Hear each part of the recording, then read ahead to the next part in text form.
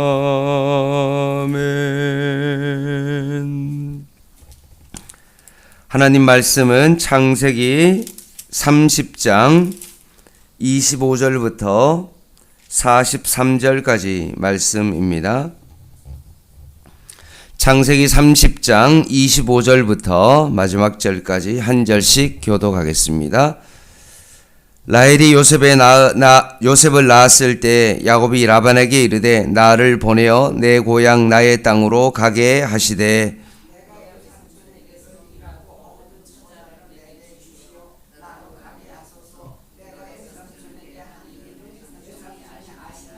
라반이 그에게 이르되 여호와께서 너로 말미암아 내게 복 주신 줄을 내가 깨달았노니 내가 나를 사랑스럽게 여기거든 그대로 있으라.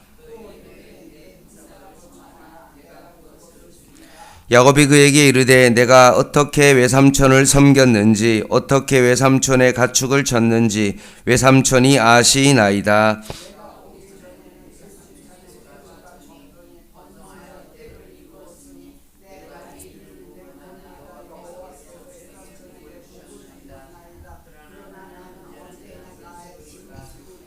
라반이 이르되 내가 무엇으로 내게 주랴. 야곱이 이르되 외삼촌에게 내게 아무것도 주시지 않아도 나를 위하여 이 일을 행하시면 내가 다시 외삼촌의 양떼를 먹이고 지키리이다.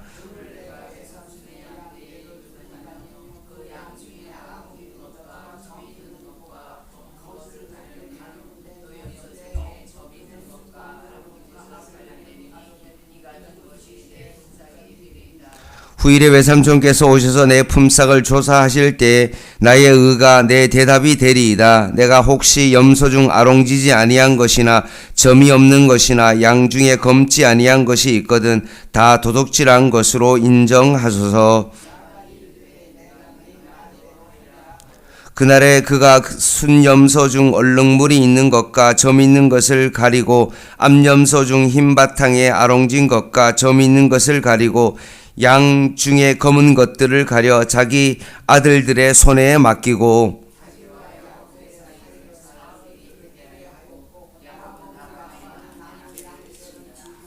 야곱이 버드나무와 살구나무와 신풍나무의 푸른 가지를 가져다가 그것들의 껍질을 벗겨 흰 무늬를 내고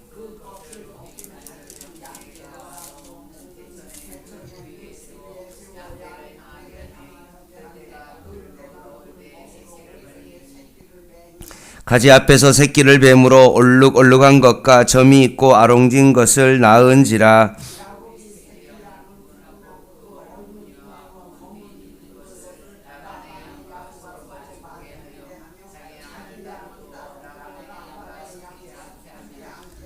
튼튼한 양이 새끼 뵐 때에는 야곱이 개천에다가 양떼 눈 앞에 그 가지를 두어 양이 그 가지 곁에서 새끼를 베게 하고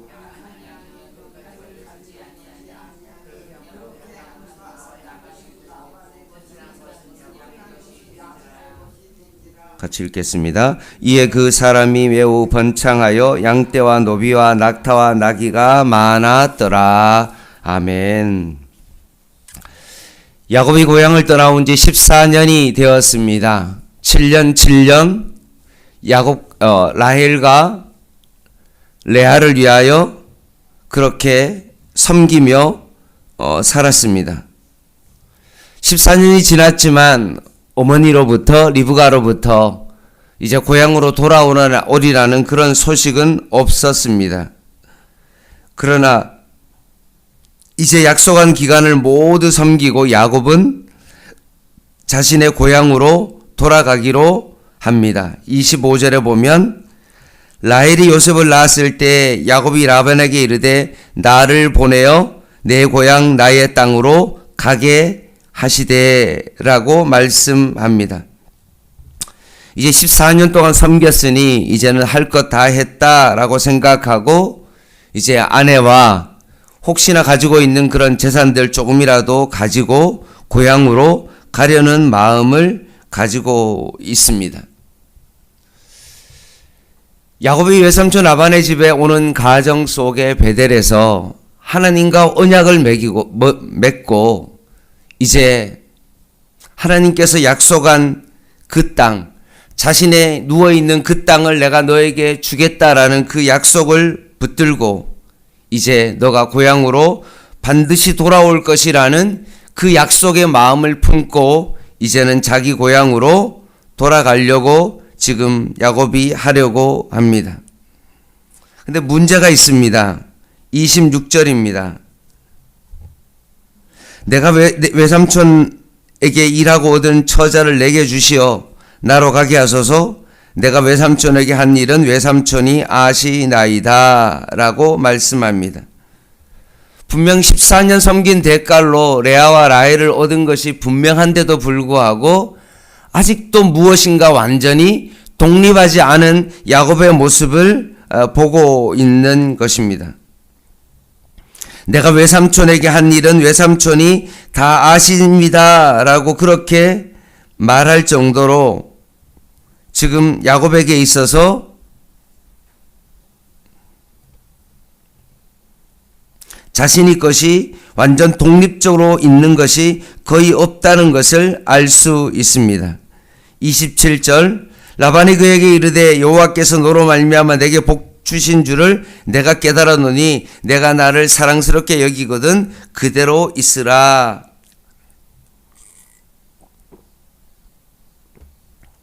라반도 야곱으로 인해서 자신이 많은 부를 누렸다는 것을 분명 알고 있는 것입니다. 나를 사랑스럽게 여기거든 그대로 있으라 라는 그 말처럼 뭔가 지금 야곱의 선량한 양심을 지금 이용하려고 하는 라반의 모습을 보게 되어집니다. 그럼에도 불구하고 라반은 고향으로 돌아가기를 원하고 있습니다. 만약 야곱이 조금 더 많은 재산을 얻기를 원한다 그러면 분명 아버지가 있는 고향으로 돌아가기를 원했을 것입니다. 그런데 부엘세바로 간 것이 아니라 야곱은 세겜에 거주했습니다. 그렇기 때문에 지금 야곱이 험한 풍파를 거치고 난 다음에 14년 동안 라반을 섬기면서 자기가 많은 것을 쏘가왔다는 것을 너무나 뼈저리게 깨달았기 때문에 이제는 내가 이렇게 살아서는 안 되고 더 하나님과 약속했던 그 언약을 맺은 그 언약대로 이제는 살아야 되겠다라고 생각하고 고향으로 돌아가기를 원하는 겁니다. 그냥 재산을 원해서 가려고 그랬으면 분명히 부엘세바로 갔을 텐데 그렇게 하지 아니하고 이제는 정말로 하나님의 그 언약을 붙잡고 살기로 원했기 때문에 그가 세겜으로 가고 있다는 사실을 오늘 우리는 알게 되어집니다. 그때 31절에 라반이 내가 무엇으로 내게 주랴? 야곱이 이르되 외삼촌께서 내게 아무것도 주지 않아도 나를 위하여 이 일을 행하시면 내가 다시 외삼촌의 양떼를 먹이고 지키리이다 라고 말씀합니다. 참 라반은 자신의 이익을 위해서 엄청난 깨를 내는 사람입니다. 지금 야곱에게 품삯을 정하라 라고 그렇게 말이 정말 옳은 말처럼 들릴지 모르지만 지금 라반은 야곱을 품삯의 한 명처럼 대하고 있습니다. 쉽게 말하면 내가 너에게 품삯을 줄 이유가 없다라는 그런 속셈이 있는 것입니다. 야곱은 지금 독립할 재산도 없고 그리고 아내와 자식들도 완전히 자기의 손안에 있지 아니했기 때문에 지금 이대로 만약에 된다 그러면 결국 재산도 없이 어디 가지도 못하고 아내도 완전히 정말로 부모로부터 완전히 독립된 상황이 아니기 때문에 고향에 갈 처지가 안 된 것입니다. 그래서 방안을 찾은 거죠. 그래서 품삯을 받아서 가면 이거는 현실적으로 자기가 고향이 아니죠. 고향으로 돌아가려고 하는 것이 실제로는 불가능한 거죠. 지금 우리가 정상적으로 월급을 받아가지고는 집 한 채도 살 수 없는 어떤 그런 형편과 처지가 있는 것과 마찬가지로 지금 야곱이 정상적으로는 고향으로 지금 돌아갈 수가 없는 것입니다. 그때 32절부터 야곱은 라반에게 묘안을 제시합니다. 품삯을 아무것도 주지 않아도 된다. 대신 라반의 양과 염소 중에서 아롱지고 점이 있는 것을 품삯으로 받겠다라고 말합니다. 정상적이지 않은 것을 내가 받겠다라고 말하죠. 이 아롱지고 점이 있는 것은 열성이라서 많이 태어나지도 않고 잘 보이지도 않는 어떤 그런 것인데, 그리고 팔아도 값어치가 그렇게 많이 나가는 것이 아니기 때문에 라반이 판단하기에 이거는 오히려 품삯을 주는 것보다도 오히려 이것이 더 낫다라고 판단을 해서 결국 계약을 맺게 되어집니다. 고향으로 돌아가기 위한 자신의 모든 꾀를 쓰고 있고, 라반도 어떻게 하면 안 주려고 하는 그런 어떤 인간적인 힘이 오늘 본문 가운데 나오고 있습니다. 그런데 이런 상황 가운데 하나님께서 어떻게 인도하십니까? 34절, 라반은 원천 봉쇄해 버립니다. 아롱지고 점 있는 모든 것들을 가져다가 자기의 아들들에게 모든 것을 맡겨버립니다. 그리고 야곱의 사이를 사흘 길이나 뜨게 하고 야곱은 라반의 양떼를 치게 하죠.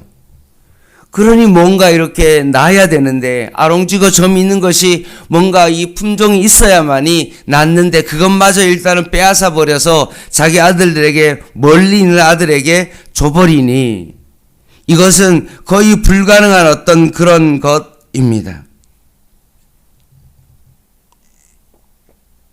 이런 와중에도 야곱은 포기하지 아니하고 37절 말씀에 보면 버드나무, 살구나무, 신풍나무 세 가지 푸른 나무 가지에 겁질을 벗겨가지고 양떼가 와서 그 개천에 어떤 물을 먹이는 어떤 그 방법을 통해서 점 있고 아롱진 것을 얻으려고 합니다. 그리고 실제로 그렇게 많은 점 있고 아롱진 것이 태어났습니다. 야곱의 깨죠. 근데 나중에 우리가 보겠지만 창세기 31장 12절 말씀에 보면 버드나무, 살구나무, 신풍나무를 담근 그 물을 먹었기 때문에 그렇게 된 것이 아닙니다. 실제로는 얼룩지고 점이 있는 그 수컷이 교배를 해서 새끼를 낳은 것입니다. 그래서 6년 동안 야곱은 같은 방법을 계속 썼고 심지어는 더 튼튼한 것을 가지려고 다른 방법까지 다 동원했지만 사실 야곱의 깨로 인하여 그렇게 된 것이 아니라 이 모든 것들을 하나님께서 하신 것입니다. 그래서 결론적으로 43절 같이 한번 읽어보겠습니다. 시작. 이에 그 사람이 매우 번창하여 양떼와 노비와 낙타와 나귀가 많았더라. 엄청난 재산을 가지게 되었습니다. 하나님께서 야곱을 번창하게 하신 것입니다. 그래서 이제는 고향으로 돌아갈 수 있게 되었습니다.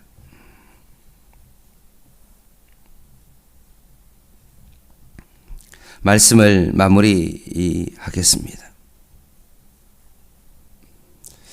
하나님께서 왜 지금 야곱을 번창케 하신 이유가 뭘까? 야곱은 참 약사 빠르고 뭔가 인간의 꾀를 통하여서 그렇게 살아가고 있는 과연 그 야곱을 하나님께서 축복하시는 이유가 뭘까요? 그것은 야곱에게 참 인간적인 그런 모습이 있지만 그럼에도 불구하고 지금 야곱은 하나님의 언약을 생각하고 있고 그의 삶의 지향점이 분명 하나님을 향하여 가고 있기 때문에 그렇습니다. 완벽한 인간은 없습니다. 때로는 실수하고 넘어집니다. 그럴 때 예수 믿는 사람이랑 예수 믿지 않는 사람의 차이점이 뭘까요? 예수 믿는 사람은 하나님의 말씀을 늘 보기 때문에 실수를 하지 아니하고 늘 올바른 결정을 하는 겁니까? 물론 그런 수도 있지만 그게 아니죠. 믿는 사람들도 실패를 하기도 하고 죄를 범하기도 하고 뭔가 인간적인 방법을 사용하기도 합니다. 그럼에도 불구하고 세상 사람들과 다른 점은 무엇입니까? 세상 사람들은 여전히 먹고 마시고 시집가고 장가가고 사고 파는 것이 그들의 삶의 지향점이라면 예수 믿는 사람은 어떻습니까? 오직 하나님의 언약의 약속의 말씀을 향하여 나아가려고 그 방향으로 나아간다는 그런 점입니다. 그리고 나아가다가 때로는 너무나 자기가 인간적인 방법을 쓰고 있다는 것을 깨달았을 때 그때 내가 잘못했다는 것을 인정하고 돌이키고 다시 하나님께서 원하시는 그 방향으로 나아간다는 것입니다. 이것이 바로 믿는 사람이죠. 내가 잘못했으면 잘못했다라고 인정하고 돌이키고 용서를 구하고 고백하는 그런 삶이 우리에게 필요합니다.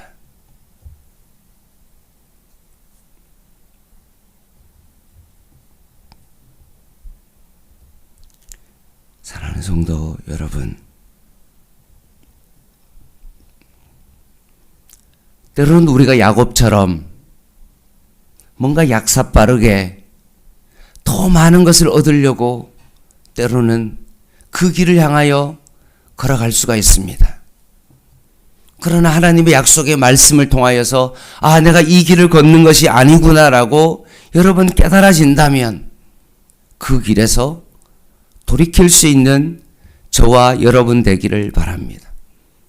그리고 우리가 가야 될 그 삶의 목표, 지향점, 하나님이 있는 그 본향을 향하여 우리는 오늘도 한 걸음 한 걸음 그 걸음을 향하여 나아가는 것, 이것이 바로 언약 백성의 모습입니다. 야곱이 버드나무, 살구나무, 신풍나무를 통해서 인간적인 방법으로 그것을 해결하려고 했지만 그렇게 하나님께서 일하지 아니하시고 하나님의 방법으로 야곱에게 축복하시고 그럼에도 불구하고 삶의 지향점이 하나님을 향하여 가고 있는 그 야곱을 축복하셨던 것처럼 오늘도 우리의 삶 가운데 하나님의 약속의 말씀을 굳게 붙잡고 힘들어도 그 방향을 향하여 한 걸음 한 걸음 뚜벅뚜벅 걸어갈 수 있는 저와 여러분 되기를 주님의 이름으로 간절히 부탁을 드립니다. 기도하겠습니다.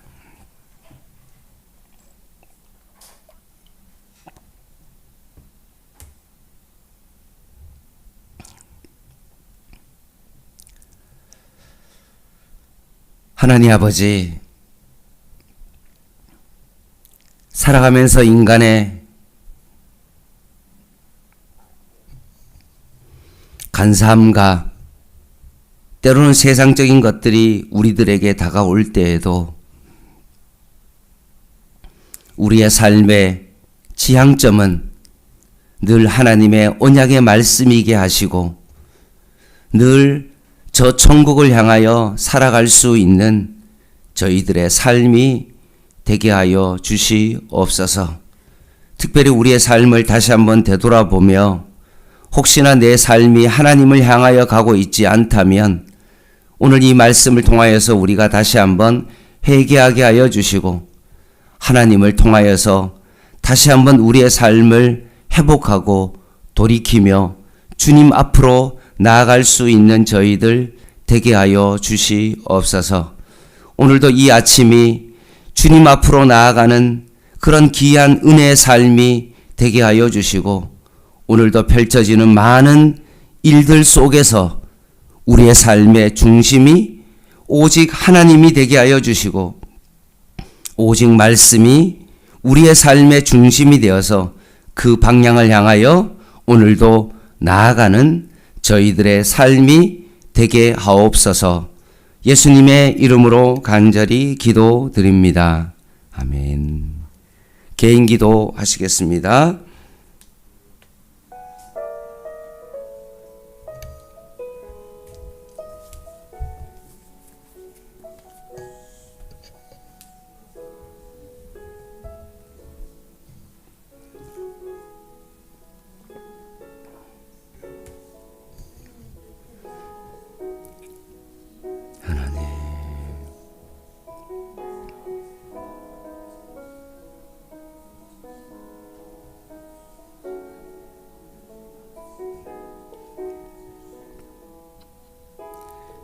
인간의 꾀를 내어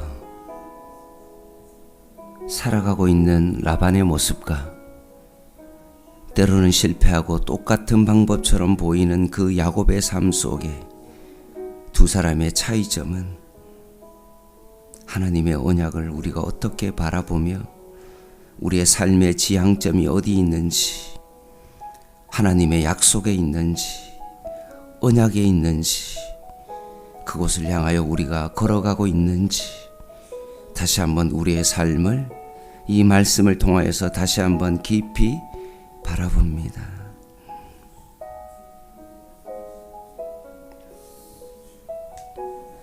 내 삶이 하나님 중심인지 말씀 중심인지 다시 한번 깊이 바라보고 우리의 삶을 다시 한번 점검케 하여 주시옵소서.